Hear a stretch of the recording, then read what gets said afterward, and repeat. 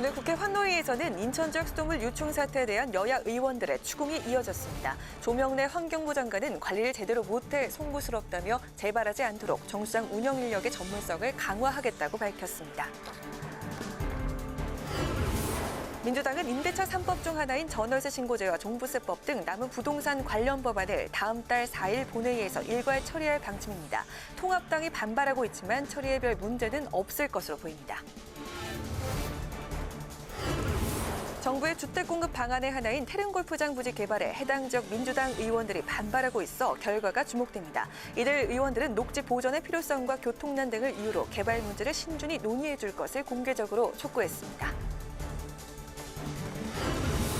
한 주간 있었던 정치권 이슈를 분석하고 토론해보는 맞짱 토론. 오늘은 속전속결로 처리된 부동산 관련 입법과 검찰 수사 범위 축소를 골자로 한 당정청의 권력기관 개혁 방안에 대해 짚어봅니다.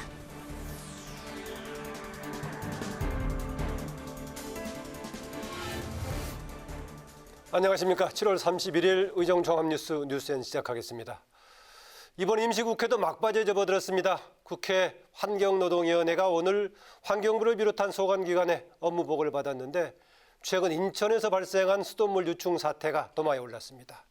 특히 정수시설 인력의 전문성 문제가 제기됐고 환경부 장관은 관리에 문제가 있었다면서 사과했습니다. 관련 내용 김세정 기자가 보도합니다. 환노위에선 지난해 인천 붉은 수돗물 사태에 이어 최근 발생한 유충 사태를 두고 의원들의 질타가 이어졌습니다. 여야는 정부의 수돗물 위생 관리에 허점이 있다고 한 목소리로 추궁했습니다. 특히 정수시설을 체계적으로 관리할 전문 인력이 부족하다면서 이번 유충 사태는 전문성 부재와 관리 부실이 가져온 인재라고 질타했습니다. 수도시설 관리자는 103명만 자격을 가지고 있고요. 90명 정도는 자격이 미달입니다. 그리고 정수시설 운영 관리사 같은 경우는 법정 필요 인원의 약 61%에 불과하다고 나와 있습니다. 잦은 보직 순환으로 전문성 있는 공무원이 키워지지 않는 운영 실태도 지적했습니다. 상수도 업무는 기술 숙련에 오랜 시간이 소요되죠. 그런데 잦은 순환 근무로 전문성이 쌓기 어려운 게 현실이다. 그래서 이번 사고가 상수도 본부의 운영 관리 미숙에서 비롯된 인재 하나라고 볼 수 있지 않을까. 조명래 환경부 장관은 관리를 제대로 못해 송구스럽다며 사과하고 수돗물 유충 사태가 재발하지 않도록 정수장 운영 인력의 전문성을 강화하겠다고 했습니다. 시험을 봐서 자격증을 획득하는 그런 방법 플러스 실제 운영을 하면서 과정상의 여러 가지 일정 기간 동안 종사를 하거나 또 여러 가지 기준을 이제 충족하면 그렇게 해서 자격을 부여하는 이런 방법도 도입을 해야 되지 않나 이렇게 고민하고 있고요. 조 장관은 또 전문직을 신설해 활성탄 여가지 전문관리연구사 배치를 검토하고 있다는 계획도 밝혔습니다. 환노위에선 이번 집중호우로 인해 국민 피해가 심각한 만큼 환경부가 기후 문제에 적극 대비해야 한다는 주문도 나왔습니다. 여당 의원들은 정부가 그린 뉴딜 사업에 치중하고 있는데 산업 투자뿐 아니라 기후 변화에 따른 위기나 재난 대응 분야에도 관심을 가져야 한다고 요청했습니다. 국회 방송 김세정입니다. 더불어민주당이 미래통합당의 반대에도 일사천리로 전월세 신고제를 뺀 임대차 보호 3법을 처리했는데 전월세 신고제법을 포함해 종부세법 등 남은 부동산 관련 법안도 다음 주 화요일 본회의에서 처리할 계획입니다. 홍혜진 기자입니다. 더불어민주당은 다음 달 4일 본회의를 열고 정부의 부동산 안정화 정책을 뒷받침하기 위한 법안 처리에 나섭니다. 우선 지난 28일 통합당 의원들의 표결 불참 속에 기재위를 통과한 종부세법 등 부동산 세제 관련 3법입니다. 종부세법 개정안은 법인과 다주택자 등의 투기 수요 차단을 위해 종부세율을 인상하는 대신 고령의 1세대 1주택자의 세부담은 완화하는 내용입니다. 법인세법 개정안은 다주택자가 법인을 통한 주택 보유로 세 부담을 회피하는 것을 막기 위해 주택 양도 시 추가 세율을 강화하는 겁니다.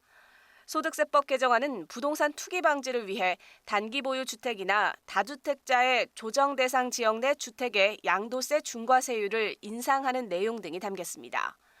같은 날 국토위를 통과한 부동산 거래 신고법과 재건축 초과이익 환수제법도 본회의 처리가 예상됩니다. 임대차 보호 3법 중 하나이자 전월세 신고제의 근거가 되는 부동산 거래 신고법은 임대차 계약을 30일 이내에 신고해야 하는 게 골자입니다. 민주당은 부동산법들이 서민 주거 안정을 위한 것이라며 통합당은 당리당략을 위해 국민 고통을 외면하지 말고 법안 처리에 협조하라고 촉구했습니다. 반면 통합당은 엄청난 파급 효과를 가져올 법안들을 야당과의 의견 수렴 과정 없이 표결 처리를 강행하고 있다며 반발하고 있습니다. 통합당의 반대 속에 관련 상임위 문턱을 넘은 법안들은 법사위와 본회의 처리를 앞두고 있는데 여당이 다수를 차지하고 있는 만큼 처리는 무난해 보입니다. 이 밖에 4일 본회의에선 고 최숙현 선수 사망 사건을 계기로 만들어진 체육인 인권보호 강화를 위한 국민체육진흥법 등도 처리될 전망입니다. 국회 방송 홍혜진입니다. 네, 정부가 다음 주 발표할 주택 공급 대책 방안에 태릉 골프장 부지가 언급됐죠. 그런데 골프장 개발을 반대하는 여론도 커지고 있습니다. 논구를 지역구로 둔 더불어민주당 의원들이 공개적으로 우려를 표했고 지역 주민들은 내일 반대 집회도 계획하고 있습니다. 장정현 기자입니다. 집값을 잡기 위해 당정이 고심 중인 주택 공급 확대 방안에는 태릉 골프장을 주택 부지로 활용하는 방안이 담겨 있습니다. 정부의 공식 발표는 다음 주로 예정돼 있지만 문재인 대통령이 그린벨트를 해제하지 않는 대신 태릉 골프장 부지 활용을 언급함에 따라 이미 기정사실로 받아들여지고 있습니다. 민주당 내에서는 태릉 골프장에 민간 분양주택이 아닌 공공임대주택을 공급하자는 제안도 나온 상태입니다. 우리 청년이나 신혼부부나 노령층이나 부모를 모시고 살고 싶어하는 사람들이나 이런 사람들에게 답은 공공임대주택을 지어주는데 그런 생각으로 이제 군 골프장을 주목하게 됐습니다. 하지만 태릉 골프장이 위치한 노원구 지역 국회의원들은 우려의 뜻을 밝혔습니다. 어제 태릉 골프장 현장을 직접 둘러본 노원 가불병 지역 의원들은 모두 더불어민주당 소속. 이들 의원들은 SNS에 태릉 골프장은 보존 가치가 있는 땅이라며 녹지공원으로 개조하는 것이 바람직하다는 의견을 밝혔습니다. 태릉 골프장과 맞닿아 있는 구리, 남양주 등 인근 지역 의원들도 지난 국회 대정부 질문을 통해 태릉 골프장 개발이 녹지 훼손, 교통 체증으로 이어질까 우려를 표했습니다. 강남 집값을 잡겠는데 강북에다가 그것도 녹지를 그린 부분에 또 대량 주택 공급을 한다는 소식들이 들리자 인근 주민들 걱정이 많습니다. 청와대 국민청원 게시판에도 지난 21일 올라온 태릉 골프장 주택 공급 반대 청원에 14,000여 명이 동의했고 주말인 내일 노원구에서는 태릉 골프장 개발을 반대하는 지역 주민들의 시위도 예정돼 있습니다. 서울 주택 공급을 위한 카드로 급부상한 태릉 골프장 개발이 정부 정책으로 최종 확정될지 관심이 집중되고 있습니다. 국회 방송 장정현입니다. 21대 국회의 가장 큰 특징은 여당의 압도적 다수일 텐데요. 어제 민주당이 임대차 3법 중 2개를 표결 처리하면서 그야말로 다수의 힘을 보여줬습니다. 야당은 입법 독재라며 반발했지만 야당이 여당의 입법을 막을 현실적인 대안이 없어 21대 국회에서는 다수 의석의 힘이 계속될 것으로 보입니다. 김희영 기자입니다. 21대 국회에서 176석을 확보한 더불어민주당. 개헌 빼고 다 할 수 있다는 말이 현실화됐습니다. 민주당은 어제 본회의에서 계약갱신 청구권과 전월세 상한제가 담긴 주택임대차 보호법 개정안을 처리했습니다. 야당은 반발하며 본회의 표결 불참으로 항의했지만 법안 처리를 막을 수는 없었습니다. 대통령이 주문한 입법 속도전을 무조건 밀어붙이는 것. 여당 스스로 삼권 분립의 한 축인 국회를 통법부로 전락시키는 것입니다. 주택임대차 보호법이 상임위에 상정돼 본회의를 통과하기까지 걸린 시간은 단 이틀. 그야말로 일사천리였습니다. 이 과정에서 통합당은 법안의 소위 회부를 주장했지만 윤호중 법사위원장은 소위가 구성되지 않았다며 기립 표결로 법안을 상정한 뒤 의결했습니다. 정부도 오늘 곧바로 예정에 없던 임시 국무회의를 열어 주택임대차 보호법 개정안을 심의 의결한 후 공포하면서 바뀐 주택임대차 보호법은 즉시 시행됐습니다. 이에 따라 앞으로 세입자는 기존 2년에 추가로 2년 더 계약을 연장할 수 있고 집주인은 실거주 목적이 있으면 추가 계약을 거부할 수 있습니다. 임대료는 직전 계약액의 5%를 초과할 수 없습니다. 이 같은 내용은 법 시행 이전에 체결된 계약에도 소급 적용됩니다. 통합당은 민주당의 법안 표결 처리에 반발하면서 장외투쟁과 필리버스터까지 검토하고 있지만 근본적인 대응 수단이 되지 못하다 보니 고심이 깊어지고 있습니다. 민주당은 오히려 통합당이 시급한 민생입법 처리에 협조하지 않는다고 비판하면서 다음 법안 처리를 예고했습니다. 다음 주 본회의에서 부동산 세법 등 남은 법안들도 통과시켜서 주택시장 안정을 위한 입법을 완성하겠습니다. 또다시 민주당의 표결 처리 강행과 통합당의 반발이 예상되면서 앞으로도 공수처 후속 법안을 비롯해 쟁점 법안마다 같은 상황이 반복될 가능성이 높아 보입니다. 국회 방송 김희연입니다.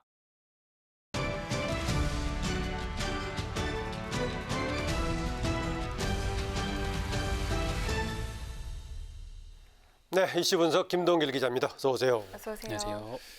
예, 민주당 부동산 대책 입법 정말 속도전인데요. 지금 그 상임위 통과에서 본회의 통과까지 3일 걸렸던가요? 네, 3, 4일 정도 걸렸습니다. 네, 그럴 정도인데 통합당 정말 독재라는 표현까지 써가면서 아주 강하게 반발하고 있는데 뭐 장외투쟁도 겸하겠다라고 했지만 마땅한 대책이 없어가지고 지금 그러고 있는 상황이죠. 네, 장외투쟁으로 다시 이제 또 돌아섰죠. 예, 이렇게 민주당 속도를 낼 수밖에 없는 그런 상황이 있었나요? 네, 그렇습니다. 부동산 가격하면 이제 억소리 이제 난다라는 소리가 들리는데 정말 실감할 수 있을 정도로 부동산 가격이 계속 올랐었죠.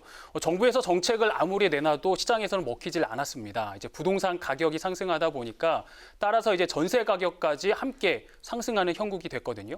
문재인 대통령이 최고의 그 민생 과제는 부동산 대책이라고 할 만큼 이제 시급한 문제가 되기도 했습니다. 문 대통령이 지난 국회 개원연설에서도 정부의 부동산 대책을 국회가 뒷받침해야 한다 이렇게 강조를 했는데요. 그렇죠. 예. 그러니까 어떻게 보면 국회 여당에 이제 시그널을 보낸 겁니다. 여기에 이제 민주당이 바로 화답을 하는데요.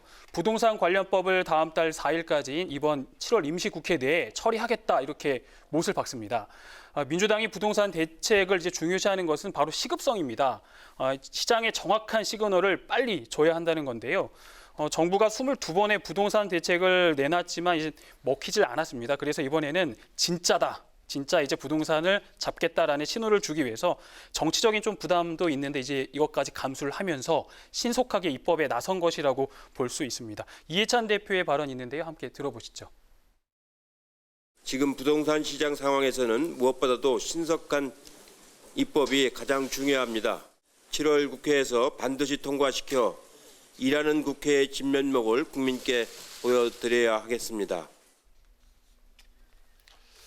네, 이번 법안 처리 과정을 보면 일반적이지는 않았는데요. 법안 처리까지 시간이 좀 필요한데 임대차 보호법 같은 경우에는 법안 상정에서 본회의까지 4일 만에 처리가 됐죠. 네, 그렇습니다. 통합당이 이제 가장 크게 문제 제기를 하는 부분이 이 부분인데요. 내용도 내용이지만 절차상 좀 문제가 있었다라는 부분입니다. 입법 과정을 좀 보면 처음에 이제 전체 회의에서 법안 상정을 하고 대체 토론을 합니다. 그리고 법안 심사 소위로 넘기는데요. 소위에서는 관계 부처까지 참여해서 법안 심사를 하고 여야 이견이 있는 부분은 조정할 건 조정해서 이제 합의안을 만들어냅니다. 여기서 병합 심사도 이루어지는데요. 일반적으로 소위에서 법안이 의결될 때는 여야 합의로 이제 만장일치로 합의를 이제 대부분 그렇게 하는데 그리고 나서 소위에서 의결된 법안은 다시 전체 회의에 상정이 되고요. 의결 절차를 밟습니다. 이미 소위에서 합의가 된 법안이기 때문에 대부분 이제 큰 이견이 없기 때문에 통과가 됩니다. 근데 혹시 이제 소위에서 합의가 안 되는 경우도 있거든요. 그럴 때는 전체 회의에서 다시 논의를 거쳐 표결로 처리하는 경우도 있는데요. 그리고 이제 법사위 체계자고심사, 본회의 통과 이런 과정을 거치게 됩니다. 이제 통합당이 반발한 건 이런 절차적 과정을 거치지 않았다는 건데요. 소위에서 심사를 안 했다는 겁니다. 네. 소위에서 논의를 해서 법안을 좀 다듬어서 처리해야 하는데 여당이 이를 무시하고 이제 강행했다고 주장을 합니다. 그런데 민주당은 적법한 절차대로 법안이 처리됐다고 반박을 했는데요.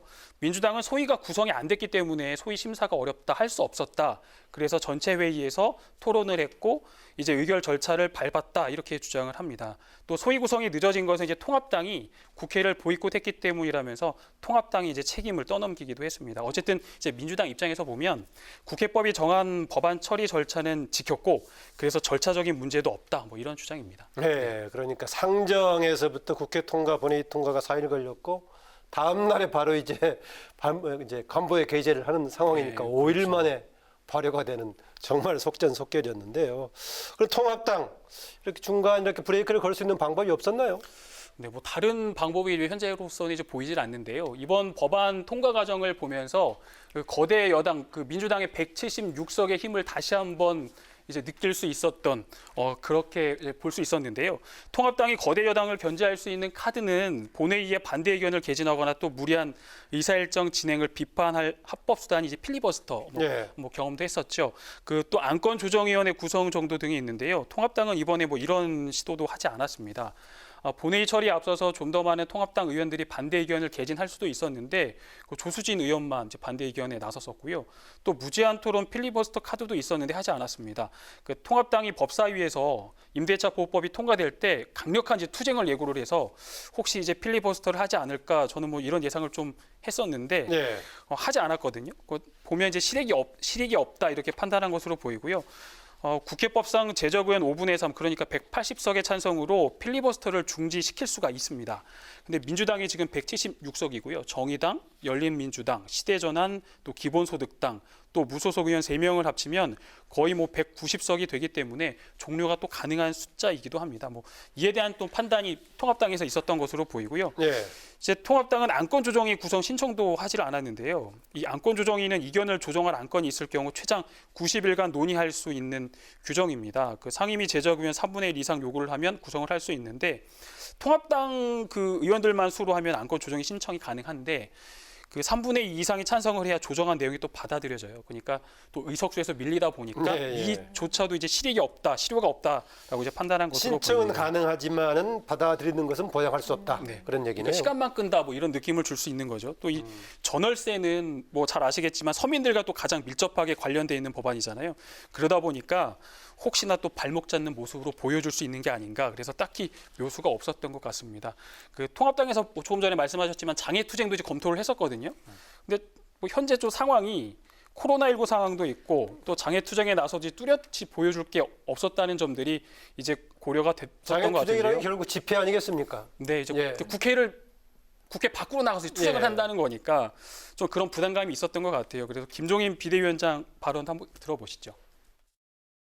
가급적이면 많은 발언을 갖다 가져서 이 국회에서 벌어지고 있는 실상을 국민이 알 수 있는 대로 최선의 노력을 갖다가 경주하는 것이 우리 의원님들의 사명이라고 생각합니다.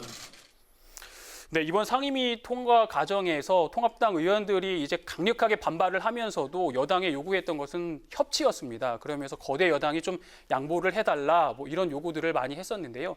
이 부분을 좀 다시 한번 생각해 보면 이제 통합당이 정책으로 승부를 볼 수밖에 없지 않나 이제 그렇게 한번 생각을 해봤습니다. 네, 이슈 분석 김동길 기자였습니다. 수고했습니다. 네, 최근 수술실에서 환자 성희롱과 대리수술 이런 불법 행위가 발생하면서 사회적인 논란이 됐는데요.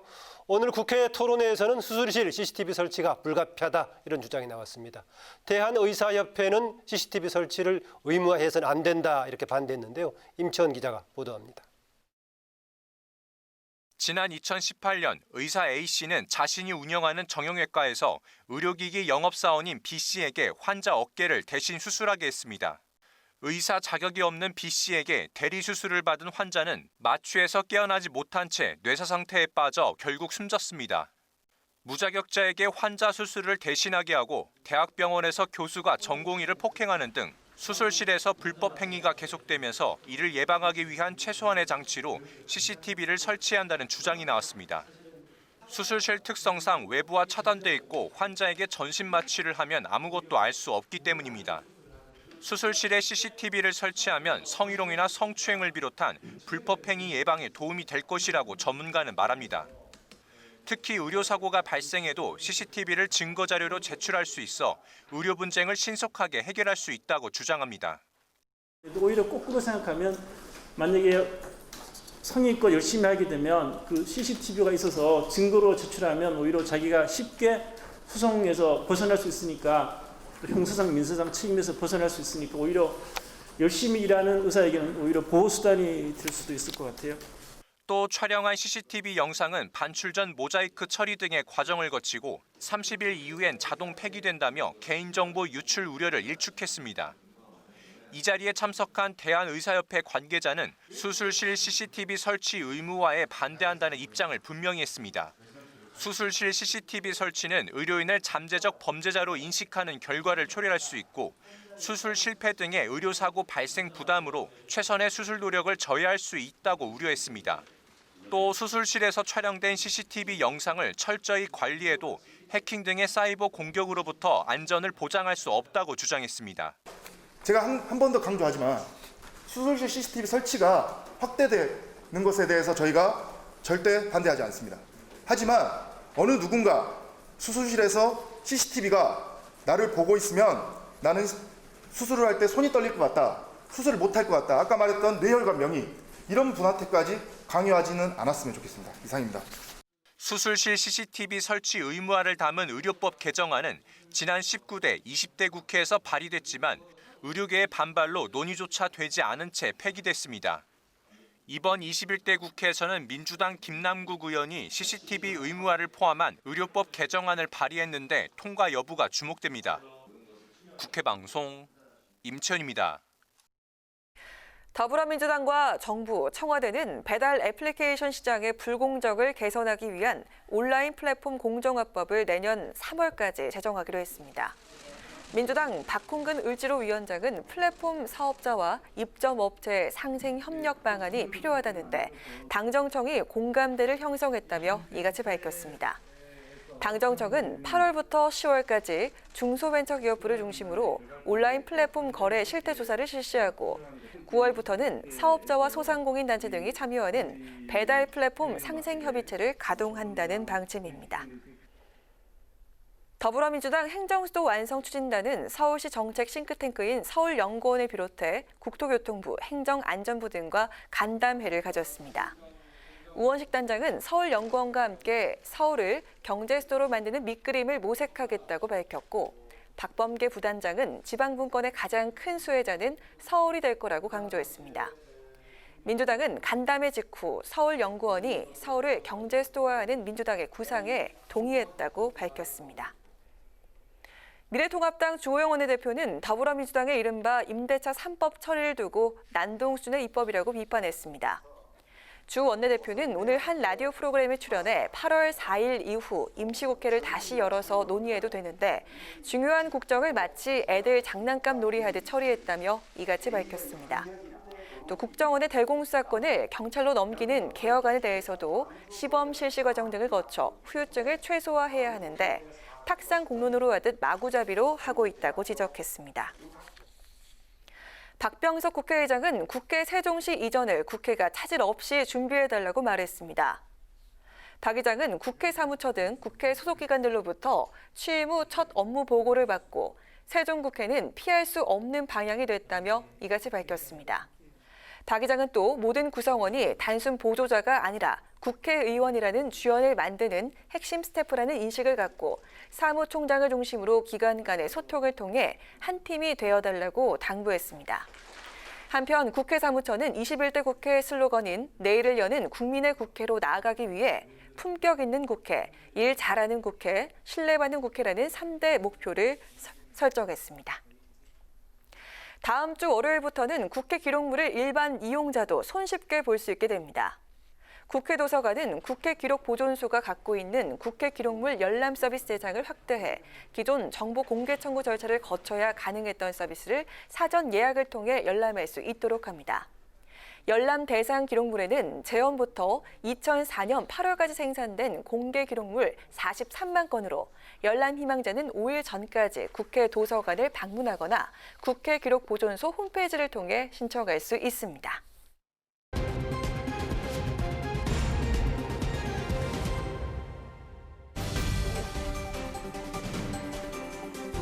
강한항의 정치톡 시간입니다. 7월 31일 정치면을 장식한 뉴스는 무엇이었는지 첫 번째 정치톡 만나보시죠.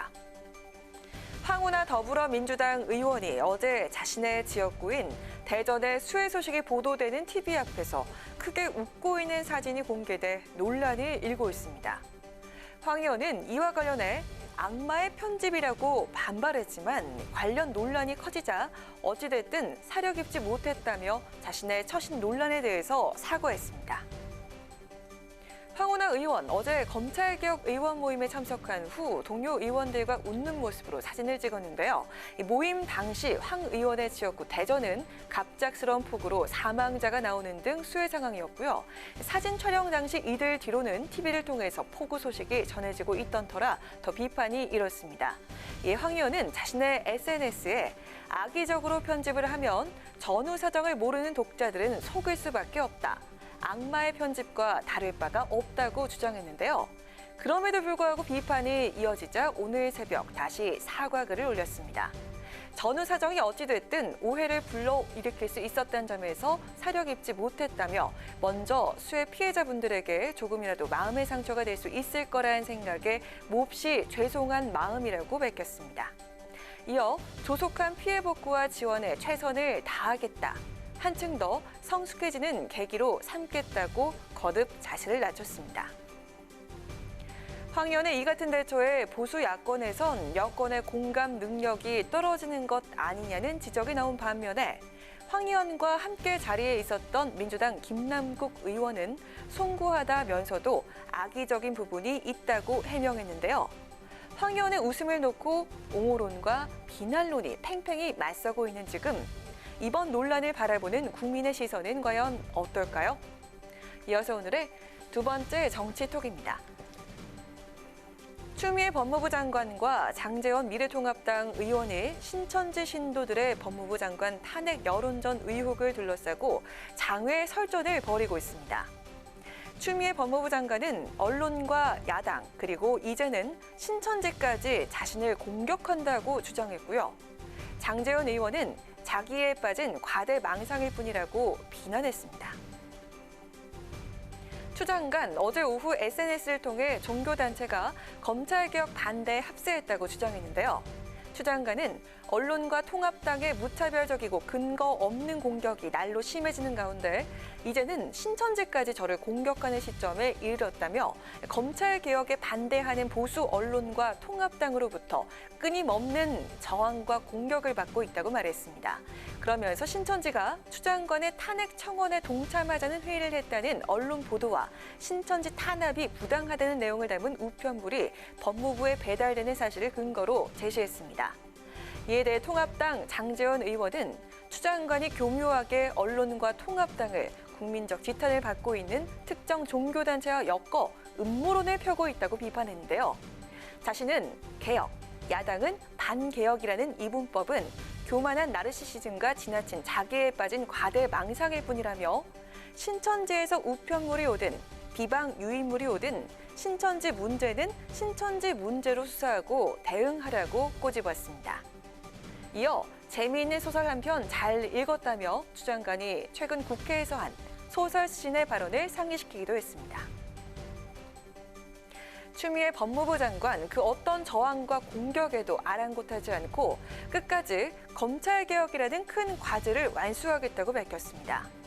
당정청 역시 오늘 권력기관 개혁 방안을 발표하면서 권력기관의 쏠림 현상을 제도적으로 차단하겠다고 밝혔는데요. 정부 여당의 국민을 위한 권력기관 개혁을 통해 권력기관은 과연 국민을 위해 봉사하는 기관으로 거듭날 수 있을까요? 마지막으로 오늘의 세 번째 정치톡입니다. 거대 여당의 거침없는 입법 속도전에 전면적 대여 투쟁으로 맞서기로 한 통합당. 21대 국회에서 금기시됐던 장외투쟁 카드까지 만지작거렸는데요.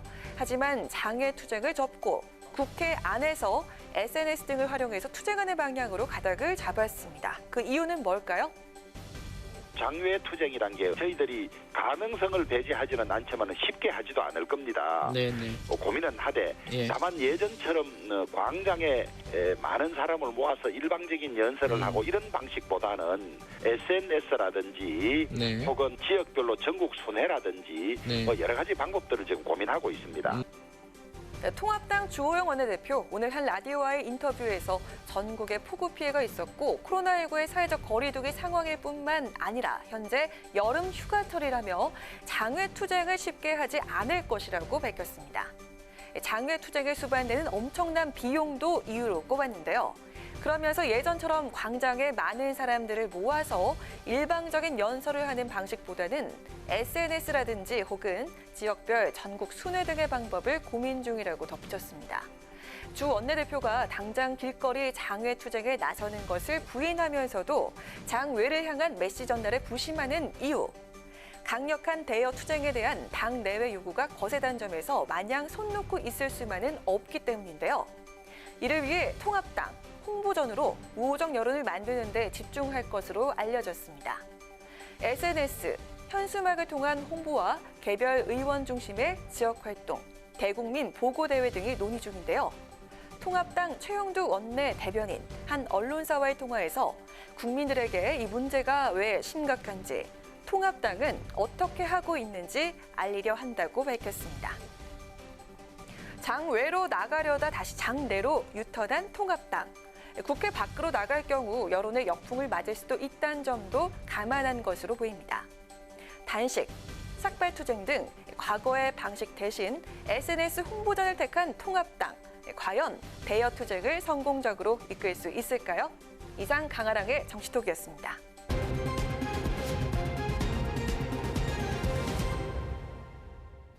네, 이번 순서는 한 주간의 정치권 이슈에 대해서 뜨겁게 토론해보는 뉴스엔의 맞짱 토론입니다. 사실을 토대로 날카로운 분석해주는 두 분이시죠. 김경진, 이상일 전 의원 나오셨습니다. 어서 오십시오. 안녕하십니까. 네. 앞에 다른 뉴스에도 많이 나왔습니다만 임대차 3법 중에 2개 법안 지금 오늘 바로 시행이 됐습니다. 상정 기준으로 보니까는 상임위 상정 기준으로 봤을 때 5일 만에 지금 발효가 되는 이런 상황입니다. 야당은 상당히 강하게 반발하고 있는데 이 속사정 이해할 만합니까? 어떻습니까? 그래서 이제 민주당 입장에서 또 정부 입장에서는 오죽하면 그렇게 하고 싶었겠느냐. 이제 이런 관점에서 좀 봐주실 수도 있지 않나 싶습니다. 네. 그러니까 워낙 지금 수도권의 부동산 가격 상승이 가파르고 특히 세입자들 입장에서는 사실 이게 전세 가격이 얼마나 오를지 또 얼마만큼 내가 안정적으로 이 집에 살 수 있을지 지금까지 이 굉장히 취약한 상태에 있었는데 앞으로 이 부동산 시장이 과열되고 왜곡이 되면 더더군다나 그 위험성이 커지다 보니까 정부 입장에서는 신속하게 이 문제를 해결해야 될 필요성이 있었고 그래서 부득이하게 그렇게 서둘렀던 것 같고요. 어쨌든 이걸로 인해서 세입자 입장에서는 앞으로 이제 4년 동안 안정적으로 전세를 살 수 있고 또 전세와 관련된 비용도 5% 범위 내에서 이렇게 제한이 돼 있으니까 상당히 권리가 보장되는 폭이 넓어져서 그런 의미에서 어떤 의미를 찾을 수 있지 않나 싶습니다. 네, 시급하고 또 예비 기간의 부작용을 최소화시키기 위해서 급하게 할 수밖에 없었다 그런 얘기네요. 글쎄요. 근데 이렇게 이제 초유의 초광속으로 이렇게 입법을 하는 것이 그리고 시행하는 것이 정말 온당한 건지 앞으로 많은 부작용이 나올 때 그 책임은 온전히 이 정부 여당이 져야 할 겁니다. 그런데 결국은 세입자 이야기 하셨지만 이건 완전히 세입자를 운에 맡겨놓은 거예요. 그러니까 기존에 이미 전세를 사는 분들, 월세 사는 분들은 네. 이 법의 혜택을 이제 바로 받게 되는 건데 지금 계약이 끝나가지고 새롭게 전세나 월세를 구하는 분들은 굉장히 지금 고통을 겪고 있지 않습니까? 도와 각 신문에 방송에 그 케이스들이 계속 보도가 되고 있습니다. 하루 아침에 1억 이렇게 전세금이 올라가니 이거 어떻게 감당하겠습니까? 그 다음에 이제 2년 뒤에 굉장한 아마 혼란이 생길 것 같아요. 기존에 이제 전세 2년 살다가 자연스럽게 연장된 분들은 2년 뒤에 어디 가서 딴 데 구하거나 그럴 때 이제 집주인은 그동안 2년 동안 5%밖에 못 올린 거를 보상을 받아야 되기 때문에 이제 전월세를 왕창 올린다. 네.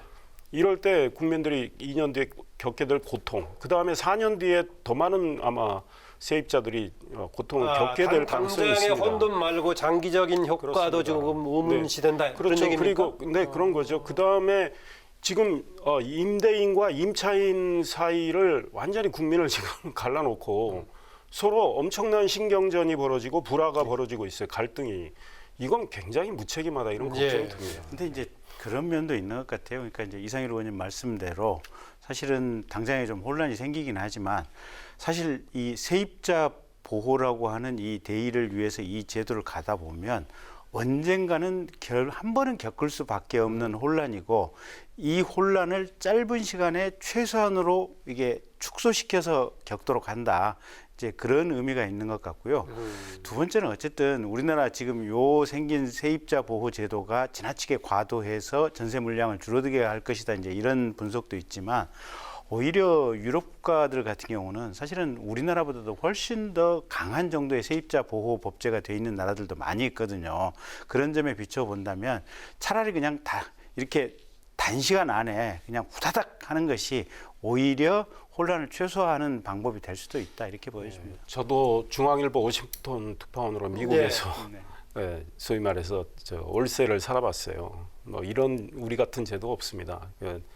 자유계약 제도예요. 1년 단위로 갱신을 하는 건데 나라마다 다르겠지만 이런 생각을 해봅니다. 세입자가 궁극적으로 갖고 있는 꿈은 뭐겠습니까? 자기 집 한 채 갖는 겁니다. 그런데 집값을 이걸로 잡을 수 있을까요? 우리 국민들이 벌써 반응을 내놓고 있잖아요. 부동산 정책 그동안에 21번 실패, 이번에 22번째. 22번째에 대한 효과에 대해서 지금 여론조사 나온 거 보면 부동산 폭등 못 잡을 거다가 훨씬 높습니다.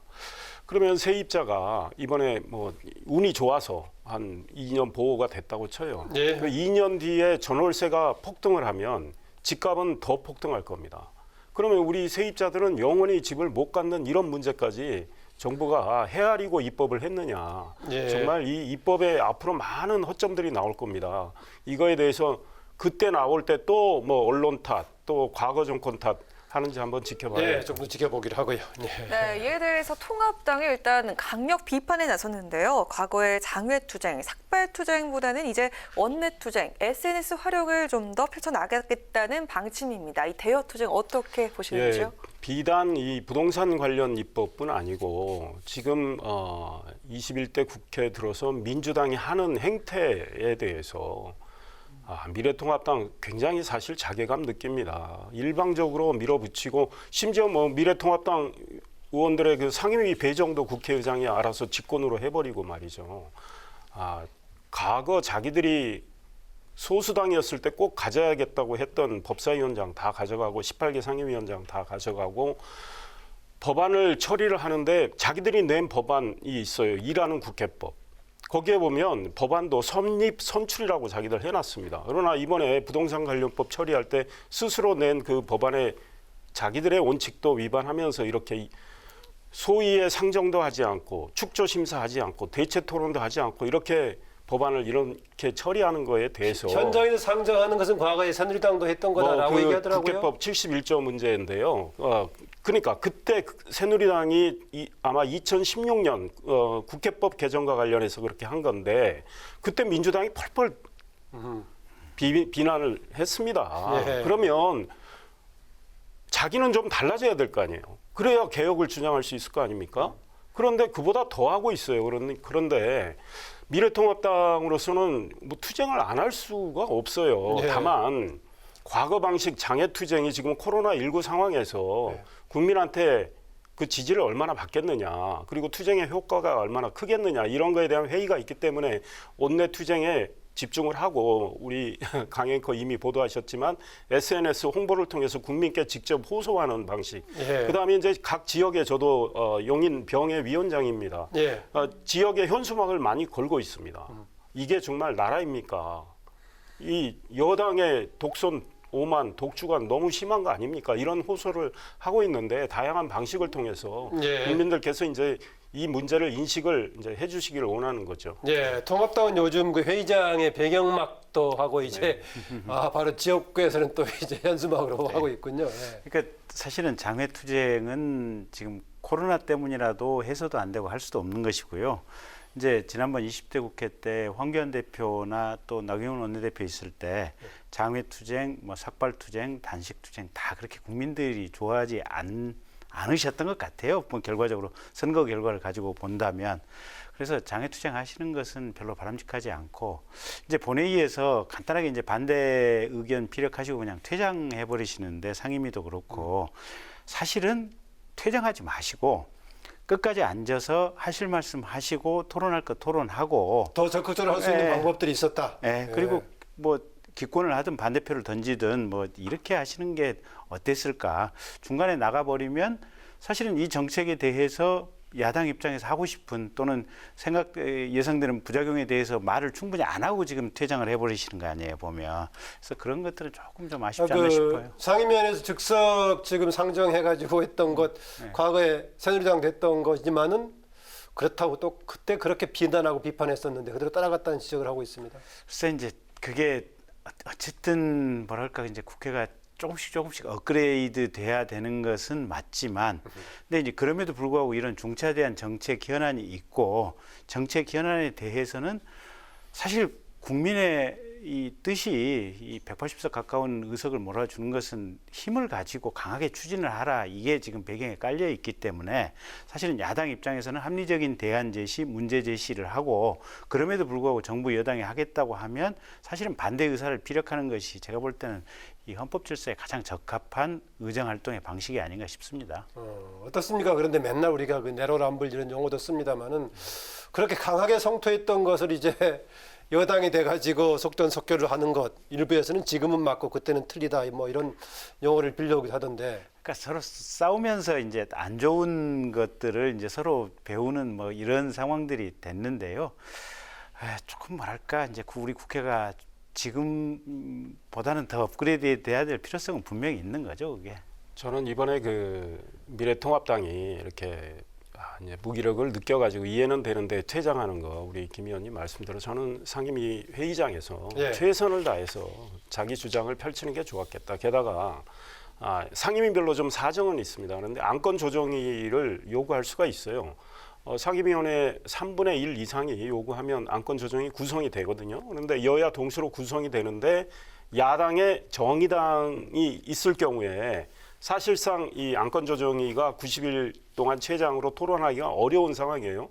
그런 걸 염두에 두고 이제 미래통합당이 미리 포기를 해버렸는데, 저는 안건 조정위를 구성을 해서 정의당이 있다 하더라도 미래통합당 입장을 최선을 다해서 이야기를 하고 지적을 하고 국민들께 알리고 이런 과정을 거쳤으면 좋았을 걸 하는 이런 생각을 하고요. 필리버스터의 문제는 바로 180석 저기서 채우면 중단이 되니까 그거는 뭐 안 하는 것도 이해는 됩니다. 그러나 안건 조정위는 한번 구성 요구를 할 필요가 있었겠다. 게다가 이번에 국회 본회의에서 미래통합당의 윤희숙 의원이 5분 발언을 통해서 나도 임차인입니다. 그러면서 그러나 이 법을 임차인이 반길 수는 없습니다. 제가 이미 앞에 말씀드렸던 그런 맥락에서 지적을 했거든요. 지금 저희 지지층에서는 굉장히 훌륭한 연설이었다, 레전드 연설이었다, 이런 이야기 하잖아요. 이런 것들이 호소력 있게 국민들한테 전파되도록 하는 그런 방식을 앞으로 미래통합당이 좀 더 강구하는 게 좋겠다, 이런 생각. 의정 활동을 통해서 사실 주목받기는 야당 의원들이 주목받을 수 있는 여러 가지 여건인데요. 이번에 그렇게 아예 포기해버리고 나니까 사실 좀 주목받는 기회도 좀 줄어들고 그런 것 같습니다. 그러니까 이게 국회라고 하는 게 말 그대로 국가의 회의를 하는 것이 국회 아니겠습니까? 근데 회의라고 하는 것은 사실은 말을 통해서 하는 거거든요. 근데 야당 입장에서 스스로 말할 기회를 걷어차버리고 스스로 포기한다고 하는 것은 사실은 국회의원으로서 가장 기본적인 역할을 그냥 스스로 버려버리는 것이어서 조금 아쉽죠. 네, 민주당이 부동산 문제와 관련해서 언제든지 더 강력한 추가 대책을 준비하고 있다고 강조를 했는데요. 지금까지는 찍어 누를수록 집값이 더 튀어오르는 모습이었는데 어떤 카드를 앞으로 꺼낼 거라고 보시는지요? 지금 아마 정부 여당이 앞으로도 계속 뭐 세금을 더 중과하거나 뭐 규제를 강화하는 이런 거를 또 생각할 수는 있는데, 중요한 것은 이제 공급입니다. 그동안에 현 정부의 부동산 정책이 실패한 거는 세금 때리기와 규제로 옥죄기, 이것만 능사인 걸로 생각을 했거든요. 공급은 굉장히 부족했어요. 그런데 이제 이 공급 문제에 대해서 생각은 좀 하는 것 같아요. 그래서 뭐 공급에 대해서 앞으로 어떻게 나올지 몰라도 뭐 태릉 골프장 이야기도 나오고, 뭐 그린벨트는 보존한다고 했지만 기타 뭐 장기간 사용하지 않았던 공원 뭐 이런 거를 해서 공급을 좀 활성화하겠다는 거니까 뭐 지켜는 봐야 되겠지만, 그 효과가 이제 얼마일지는 모르겠어요. 시간이 많이 걸리기 때문에. 예. 그래서 앞으로 대책의 구체성은 좀 지켜봐야 되겠다. 이런 얘기하신 대로 지금 공급 측면에서도 정부 여당에서 주목을 하면서 나왔던 것이 대표적으로 태릉 골프장하고 강남의 용적률을 완화하는 거였는데 네. 태릉 골프장은 보니까 그 주변 지역구 의원들이 상당히 부정적으로 보고 있더라고요. 대부분 다 민주당 소속이던데. 일단 지역 주민들이 굉장히 강하게 항의를 하고 있고 지금 청와대 국민청원 게시판에 아하. 벌써 몇만 명이 지금 청원을 하고 있는 이런 상태라고 하니 사실은 지역구 국회의원들 입장에서는 지역 주민들의 뜻을 무시할 수가 없겠죠. 이제 그런 상황인데 그 태릉 골프장의 지역 인근 주민들이 왜 반대를 하느냐. 사실은 그 골프장이 있음으로 인해서 쾌적한 공기라든지 녹지라든지 이런 쾌적한 환경이 제공이 되기 때문에 그게 없어진다고 하니까 이렇게 반대를 하는 거거든요. 네. 근데 그걸 생각해 보면 사실은 이 부동산 문제에 대한 해법이 조금은 좀 있을 수도 있을 것 같아요. 왜냐하면 전체적으로 보면 지금 뭐 홍콩에서도 그렇고 외국인들이 오히려 서울 부동산을 사러 온다고 한 거니까 전통적인 방식으로 이 문제를 해결할 수는 없거든요. 근데 다만 원래 강남 3구에 왜 그럼 그렇게 집값이 오르고 사람들이 갔느냐. 그 요인 중에 하나가 아이들이 여기가 명품 지역이기 때문에 나도 거기 가서 좋은 아이들하고 섞여 살고 교육을 잘 시키고 싶다. 이런 어떤 현실의 욕망들이 있었거든요, 보면. 그러면 그게 강남이 아니라 가령 세종 주변이 됐든 어디가 됐든 굉장히 좋은 고등학교, 좋은 대학교들이 있어서 거기서 좋은 어떤 학생들하고 같이 어울려서 있을 수 있는 그런 명품의 지방 도시를 만들어낸다. 왜 저 김의원 지역구는 예를 들지 않고 왜 세종만 예를 듭니까? 아니 뭐 저희 지역구도 그렇게 해야죠. 그리고 또 노인들 같은 경우는 사실은 쾌적한 환경 속에서 쾌적한 의료 서비스를 받으면서 노후를 보내고 싶은 이런 마음들이 계시거든요. 그러니까 이런 욕구를 충족시킬 수 있는 뭔가 지역을 만들어낸다면 예. 이 수요라든지 이런 것들이 굉장히 다양화하고 분산화될 수 있는 계기들이 생기기 때문에 단순히 집을 공급한다기보다도 각 지역과 연계를 해서 뭔가 예. 그 필요한 기능적 명품 도시를 만들어내는 거 이런 것들이 아마 하나의 아이디어가 될 수 있지 않나 싶습니다. 네, 정부 여당이 추진하는 검찰 개혁 관련 얘기해보죠. 상당히 속도를 이 역시 내고 있습니다. 보니까 검찰의 그 직접 수사 범위 6대 분야를 확실하게 한정하고 또 지금 이제 국정원 관련 대공수사권 문제도 경찰로 넘어가고 해서 여러 가지 막 그렇습니다. 변화가 예. 급속하게 진행이 됩니다. 경찰과 검찰의 지금 표정은 아마 정반대일 겁니다. 근데 뭐 경찰은 지금 뭐 환하게 웃는 표정일 거고 검찰은 정말 울상일 것 같아요. 우리 김경진 의원님 저 검사로 계속 계셨다면 네. 일할 맛 안 날 거예요. 유탄전까지 벌어지고 하던데 또 그건 검찰에서는. 검사 내부의 문제였고요. 지금 글쎄요, 이 정부의 이 방향에 대해서 언론도 많은 지적을 하는데 일단 목표는 검찰 힘 빼기에 있고 검찰에 대해서 권력이 장악을 하겠다 이런 의도는 틀림없이 있어 보여요. 그러니까 추미애 장관이 뭐 저 당정 협의에서도 이야기했던 내용들 보면 검찰총장 지휘권 박탈 문제도 당장은 지금 그건 안 됐지만 그 방향성을 보면 고검장한테 수사를 맡기도록 하고 그 수사는 서면으로 법무부 장관이 고검장을 지휘하도록 하는 거. 게다가 검찰에 대해서 지금 4급 공무원 이상의 범죄에 대해서 이제 수사할 수 있도록 했어요. 6대 범죄 중에. 예. 그런데 이제 공수처가 생기면 상급 이상은 공수처가 한단 말이에요. 또 공수처 검찰이 고위공직자의 범죄 혐의를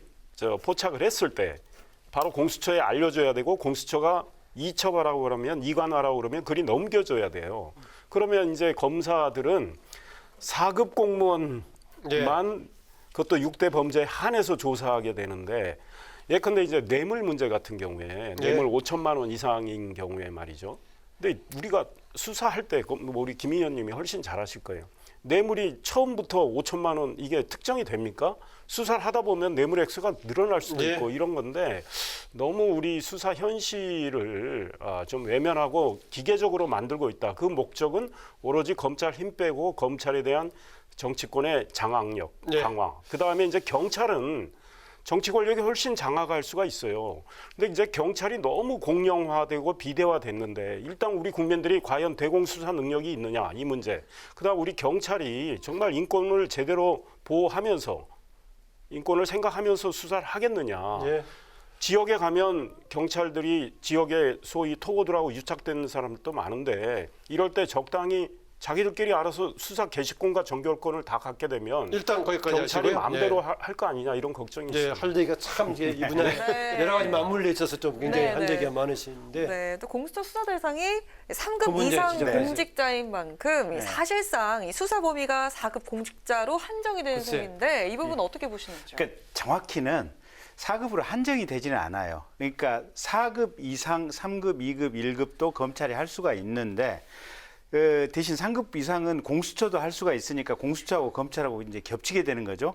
근데 그 중에서 공수처가 우리가 하겠다고 가져가는 순간 그러면 검찰은 못 하게 되니까 사실은 경우에 따라서는 뭐 검찰이 4급만 할 수 있지 않느냐 뭐 이런 식의 이제 조소적인 발언도 나오는 거죠. 근데 이제 현실에 있어서는 사실은 공수처 검사 한 20명 정도에 불과하기 때문에 사건을 해봐야 1년에 한 10여 건 정도밖에 처리가 안 되기 때문에 대부분 이제 기존 검찰에서 할 수밖에 없는데 네. 문제는 주요 사건에 대해서 공수처가 사실은 수사 능력도 없고 수사를 하면서 뭘 밝혀내지 못하면서도 일에 그냥 의혹에 가득 차서 가지고 갔다가 수사를 망칠 가능성들이 높아서 네. 그런 부분은 지금 상당히 걱정되고요.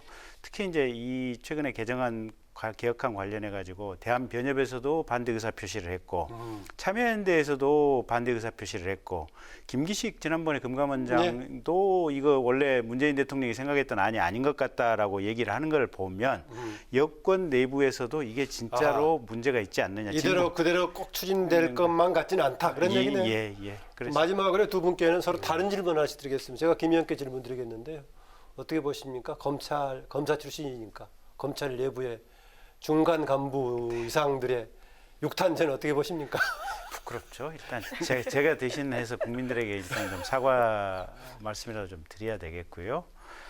검사들이 첫째는 너무 과잉된 어떤 뭐랄까 좀 이 공명 의식에 가득 차서도 안 되겠고 네.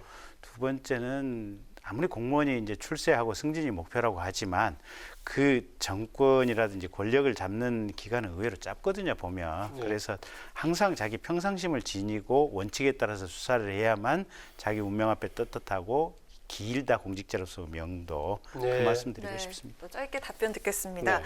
검찰 개혁안 어떤 내용을 다듬을 필요가 있다고 보시는지. 저는 지금 이 검찰 개혁의 본령은 검찰의 중립성, 독립성을 최대한 확보해서 검찰이 살아있는 권력의 범죄도 성역 두지 않고 눈치 보지 않고 수사할 수 있도록 해야 되는 거 아니겠습니까? 그런데 지금 정부 여당이 내놓은 거는 검찰을 장악해서 자기들의 비리나 범죄에 대해서는 사실상 수사를 하지 못하도록 하겠다는 그 의도를 노정했다고 생각을 하고요. 앞으로 공수처가 생기면 그거 공수처로 가져가면 공수처장 누가 임명합니까? 아마 공수처 선에서 다 유야무야 돼요. 그다음에 네. 이제 저 하층의 범죄 공직자들도 뭐 권력형 범죄들이 있죠. 그거는 또 경찰이 알아서 종결할 수도 있고 검사들이 정말 자긍심을 갖고 어떤 범죄도 특히 살아있는 범죄도 자긍심을 갖고 사명감을 갖고 수사를 제대로 해서 정말 척결하는 이런 문화를 네. 만들어줘야 되겠다 이런 생각입니다. 네, 이상일 의원께서는 부분적인 다듬는 게 아니라 근본적인 방향에 대해서 좀 달리 생각하고 계시군요. 맞짱 토론 두 분 오늘 여기서 마치겠습니다. 수고하셨습니다. 고맙습니다. 네, 지금까지 김경진, 이상일 전 의원이었습니다. 네, 이번 주말은 중부지방과 경북 지역에 또다시 장맛비가 내리겠는데요. 특히 주말 동안 수도권과 강원 북부 지역에 아침부터 오전까지 집중호우가 쏟아지겠습니다. 대비 철저히 하셔야겠습니다. 네, 오늘 7월 31일 7월 마지막 날이네요. 오늘 뉴스는 여기서 마치겠습니다. 내일을 여는 국민의 국회를 위해서 다음 주에도 뉴스엔 함께하겠습니다. 편안한 주말 보내십시오.